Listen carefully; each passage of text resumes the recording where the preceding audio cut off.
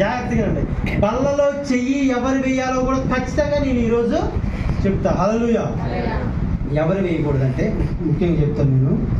చుట్ట తాగేవాళ్ళు, బీడీలు తాగేవాళ్ళు బల్లలో చేయి. అర్థమవుతుందండి? అది మీకే మంచిది కాదు. ఒకవేళ నాకు అది అలవాటు ఉందయ్యా, ఎంత ట్రై చేసినా నేను అలా పోతానంటే ప్రార్థన చేసుకో. ప్రార్థన చేసుకున్న తర్వాత మారిపోయిన తర్వాత అప్పుడు బలలో వచ్చేయండి. అదేదండి. ఒకవేళ వేయకపోతే వేస్తే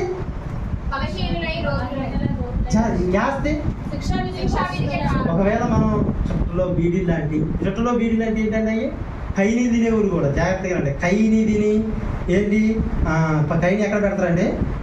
ఎక్కడ పెడతారు? చుట్టూ ఎక్కడ తాగుతారు? బీడీ ఎక్కడ తాగుతారు? ఇదే నోటితో నువ్వు ఏసు రక్తం ఎలా తింటావు?